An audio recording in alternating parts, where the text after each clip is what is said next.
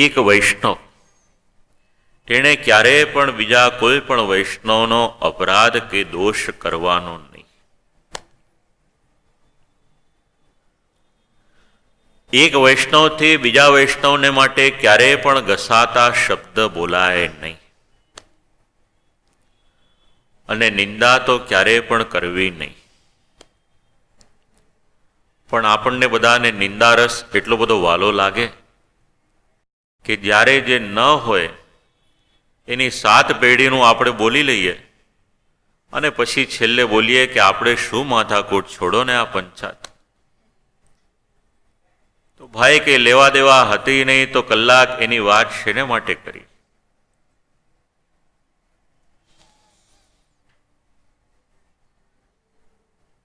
ભગવદીય વૈષ્ણવ અમરીશ રાજા ભક્ત કેવા હોવા જોઈએ અને એનું સામર્થ્ય શું હોય એની સમજણ આપવામાં આવી. વૈષ્ણવ થવું અઘરું છે. ભૂલે ચૂકે એવું ન સમજશો કે કંઠી પહેરી લીધી એટલે વૈષ્ણવત્વ આવી ગયું. અને એમાં પણ એવી તો ગેરસમજણ ક્યારે પણ ન રાખશો કે વૈષ્ણવ થયા એટલે વૈકુંઠની ટિકિટ મળી ગઈ, એવું ભૂલે ચૂકે પણ સમજશો નહીં. મારા ઘરની વાત નથી કરતો, પ્રમાણ આપીને વાત કરું. પ્રમાણ વગરનું વાક્ય બોલાય નહીં. કૃષ્ણદાસ અધિકારી ઠાકોરજીને માટે જે અષ્ટસખા કીર્તનની વ્યવસ્થા થઈ એમાંના એક કીર્તનકાર અને શ્રીનાથજી બાવાના મંદિરમાં સર્વપ્રથમ અધિકારી તરીકે કોઈને પદ મળ્યું હોય તો એ કૃષ્ણદાસ અધિકારીને. કોઈએ આવીને સેવાને માટે દ્રવ્ય આપ્યું, દ્રવ્યનો પૂર્ણ વિનિયોગ કરી ન શક્યા અને દેહ છૂટ્યો, એના ફલ સ્વરૂપે પ્રેત યોનિની પ્રાપ્તિ થઈ હતી. હવે જરા કલ્પના કરી લો,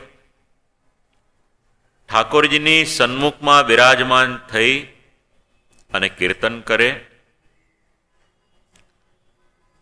શ્રી મહાપ્રભુજી અને શ્રી ગુસાઈજી પ્રભુચરણના અત્યંત કૃપાપાત્ર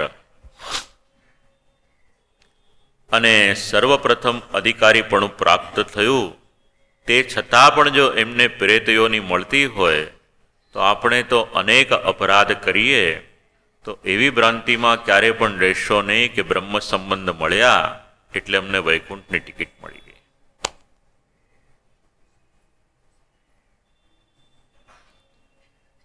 વૈષ્ણવ થવું અઘરું છે. શ્રી ગોકુલેશ પ્રભુના 24 વચનામૃત છે, એને વાંચો. વાંચશો તો ખબર પડશે કે વૈષ્ણવ કોને કહેવાય. આપણા નામની આગળ કોઈ પરમ ભગવદીય લગાવે તો આપણને ગમે,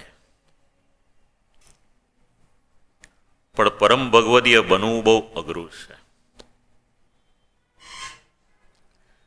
શ્રી ગોકુલનાથજીની પાસે એક વખત પ્રશ્ન આવ્યો.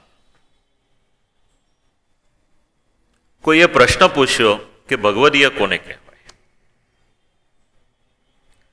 ઘણા બધા અગ્રગણ્ય વૈષ્ણવો ત્યાં બેઠા હતા. બધાએ વિચાર કર્યો કે હમણાં મારું નામ લેશે, પણ કોઈનું નામ લીધું નહીં. કોઈ સમય આવશે ત્યારે જવાબ આપીશ.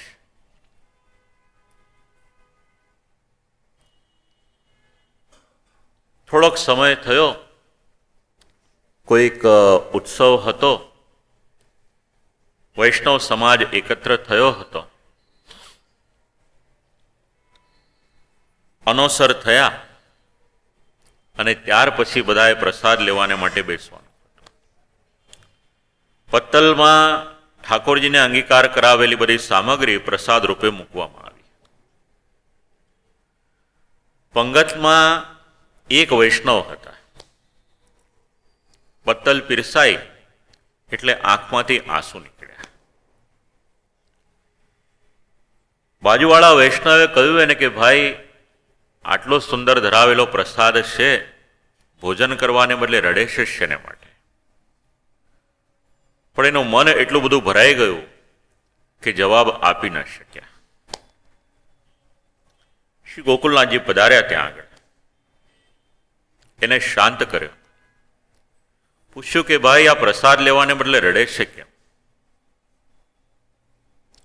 ધારત તો પોતે જવાબ આપી દે, પણ એ વૈષ્ણવના મોઢે બોલાવ્યો. કહ્યું કે મારે ત્યાં સેવ્ય ઠાકોરજી બિરાજે છે, એ ઠાકોરજીને તું આવી બધી પ્રકારની વિવિધ સામગ્રી એ હું સિદ્ધ કરીને ધરાવી શકતો નથી. હવે આજે જ્યારે મારા પાત્રમાં આ બધો પ્રસાદ મૂકવામાં આવ્યો તો આ પ્રસાદ લેતા મારો જીવ ચાલતો નથી, મારું મન એ કચવાય છે, એટલા માટે મારી આંખમાં આંસુ આવ્યા. આનું નામ ભગવદીય વૈષ્ણવ. આજે પણ ઘણા વૈષ્ણવ ઘરોમાં પરંપરા છે, કેરીની ઋતુ આવે તો જ્યાં સુધી પોતાના સેવ્ય ઠાકોરજીને કેરી ન ધરે ત્યાં સુધી કોઈને પણ ત્યાં જાય તો એ કેરી ખાય નહીં. એટલા માટે સંપ્રદાયમાં એક શબ્દ છે, એનું નામ છે તત્સુખ. અને પુષ્ટિના પ્રભુ એના પ્રસંગો વાંચશો તો ખ્યાલ આવશે. ક્યારેક કોઈક વૈષ્ણવને ત્યાં કેવળ બાજરીના દાણા અંગીકાર કરીને બિરાજ્યા છે, ક્યારેક કોઈક વૈષ્ણવને ત્યાં કેવલ છોલા અંગીકાર કરીને બિરાજ્યા છે, ક્યારેક કોઈક વૈષ્ણવને ત્યાં કંઈ સામગ્રી ન હતી તો કેવલ જલ અંગીકાર કરીને બિરાજ્યા છે. અને એ જ ઠાકોરજીની સન્મુખમાં જ્યારે 56 ભોગ અંગીકાર કરાવવામાં આવે તો એ પણ અંગીકાર કરે છે.